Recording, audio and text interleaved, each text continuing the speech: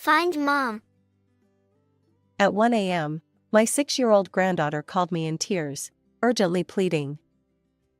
Caught off guard by the suddenness of it all, I listened intently. My daughter had been married for 7 years, and this was the first time such an alarming situation had arisen.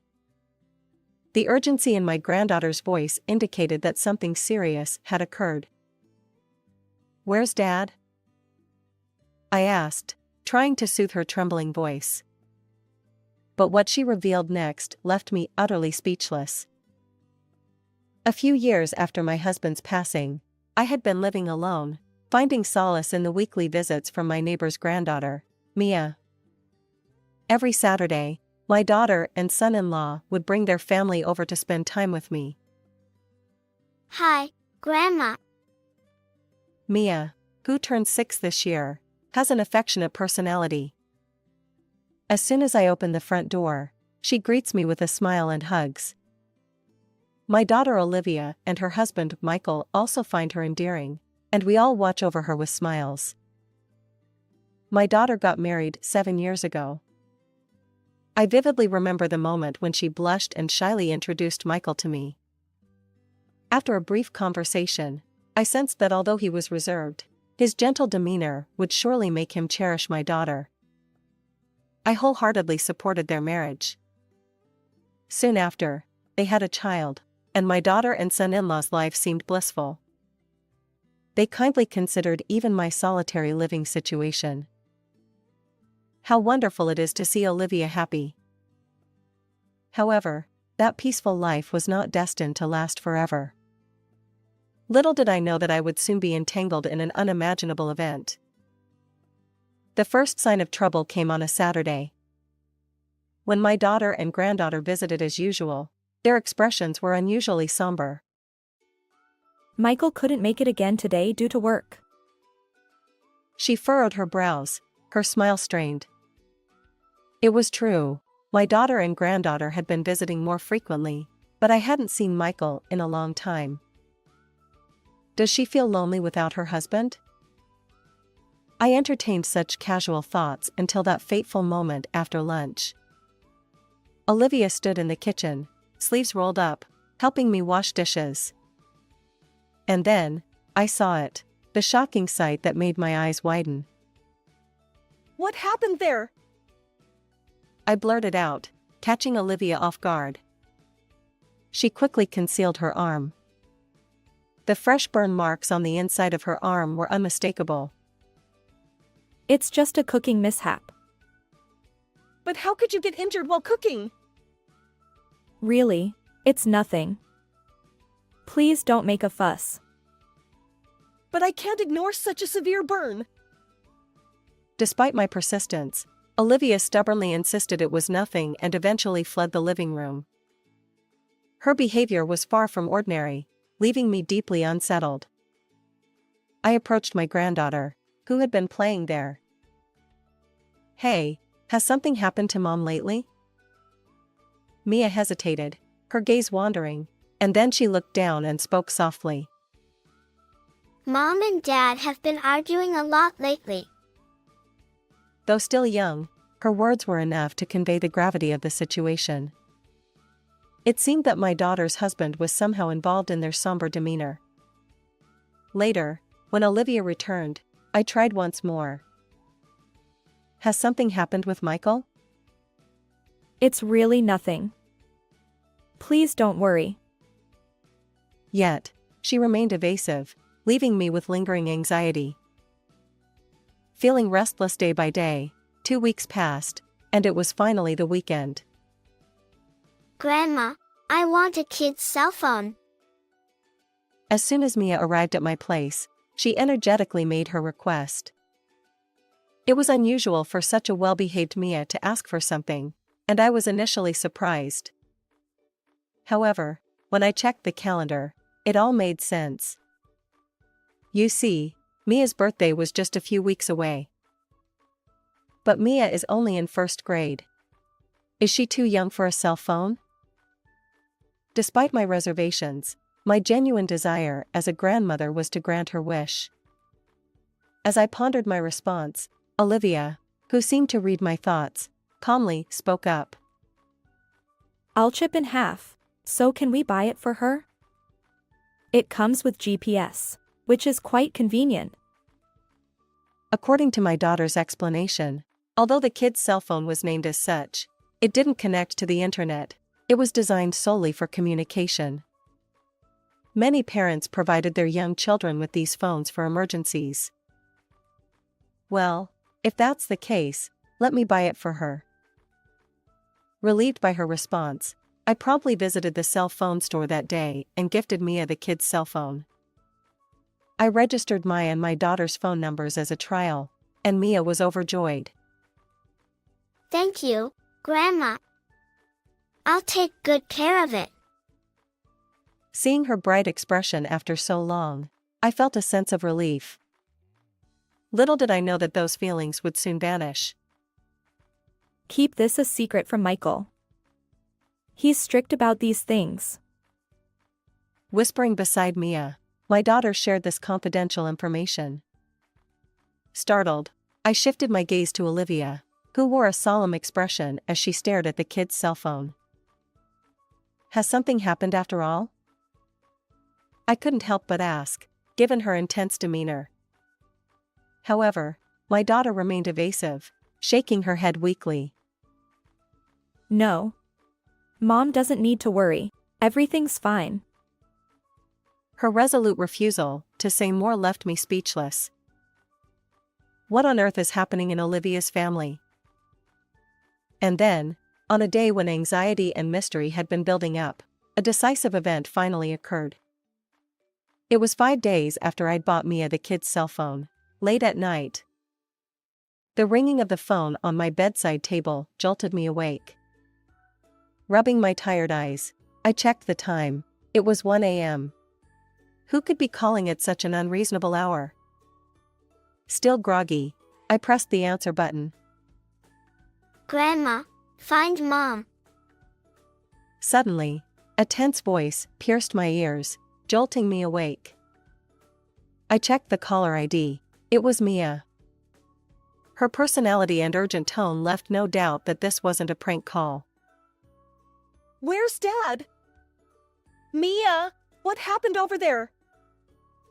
Considering the past few months of Olivia's somber expressions, I wondered if this might be an emergency. Mia, still sobbing on the other end of the line, uttered shocking words. Dad hit Mom and took her somewhere. Wait, what? As Mia's cries echoed, darkness enveloped my surroundings. Clearly, there was a serious issue between Michael and Olivia. I'm coming right away. Stay put. Leaving the phone connected, I rushed out of the house. I didn't know the details, but one thing was certain, my daughter and granddaughter were in danger. 15 minutes later, I arrived at Olivia's home. The living room had transformed into a scene of devastation. What is all this? Toppled photo frames and shattered dishes littered the floor. It was evident that someone had wreaked havoc. Stunned, I turned to Mia, who tearfully handed me the kid's cell phone. Mom said something to Dad, and they got into a fight. As the video played on the screen, I was once again rendered speechless. There was Michael, grabbing Olivia, shouting, "You probably look down on me too, don't you?" It seemed that Mia, who had been asleep, woke up to their argument and secretly recorded the entire incident. Furious, Michael had taken Olivia somewhere. The unbelievable footage filled me with seething anger. I had allowed Olivia's marriage for her happiness. If I had known this would happen, I would never have entrusted Olivia to Michael in the first place. Unforgivable. How could he do this to my precious daughter? I'll definitely get Olivia back and make Michael reflect on his actions. Determined, I felt Mia's tears as she suddenly took my hand. Grandma, look, Mom said to give this to Grandma if anything happens. Looking down, I saw a single key gleaming in her small palm. Later, after explaining the situation to a relative in the neighborhood, I took custody of Mia and, clutching the kid's cell phone, headed to a certain mountain. As my daughter had explained, the kid's cell phone was equipped with GPS, allowing us to track the registered cell phone's location. Fortunately, Olivia still had the phone with her when she was taken away, making it traceable. Guided by the GPS, I arrived at this location. Navigating the pitch-black mountain path, I followed the cell phone's light. Faint voices, as if from an argument, reached my ears. "Olivia. Please be safe." I hurried toward the source of the voices, my heart filled with prayers. As I emerged into a clearing among the trees, I couldn't contain my excitement when I saw two figures. Olivia! Mom! My daughter turned, her long hair firmly grasped by Michael. It was evident that he had forcibly brought her here. Wait! Why are you here? Clearly, he hadn't expected my arrival. Taking advantage of his surprise, Olivia pushed him with all her might. His grip loosened, and she sprinted straight toward me. But as I embraced her, my shock grew. Olivia's right cheek was swollen and red. Evidently, Michael had harmed her. My anger surged, and I stepped forward, glaring at him. How dare you treat a woman so horribly? Olivia's always mouthy. She's the problem. It's despicable to take your frustration out on her just because you lost your job. What? Why are you saying that? Facing a dumbfounded Michael, I recalled everything that had led me here. The key Mia had handed me earlier was from Olivia's desk drawer. When I opened it, I found a multitude of documents, with a handwritten letter placed on top. I'm sorry for keeping silent. Everything is documented here. The letter began with unbelievable revelations. According to Olivia, Michael's behavior had changed about 5 months ago. He returned home late, intoxicated, and spent weekends away. His demeanor had shifted, and he became increasingly aggressive. Initially, Olivia attributed it to work stress and tried to talk to him, but Michael's anger escalated, and he began physically hurting her. The burn on her arm was also inflicted by him. As I read Olivia's letter aloud, I fixed my gaze on Michael, who wore a bitter expression. "You were fired from the company 6 months ago, right?" Yeah, well, I quit because there was no future there. "Don't lie. You embezzled company funds, and that's why you were let go."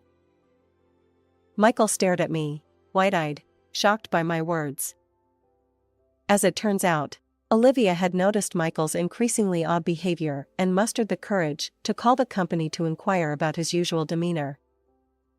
There, she learned the truth: Michael had been fired, and the reason was shocking.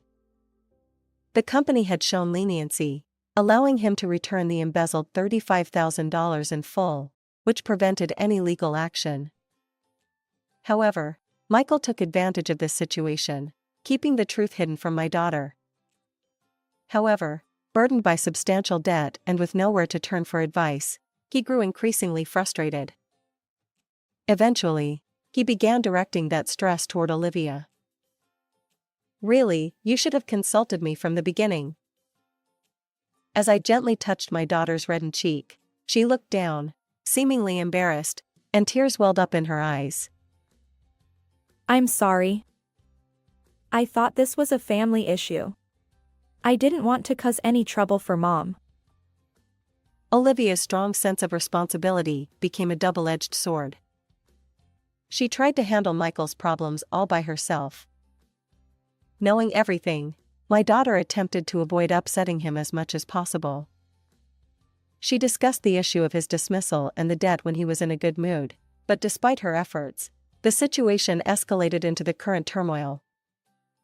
However, anticipating this possibility, She had prepared a summary of the situation in a drawer and entrusted Mia with the key, just in case.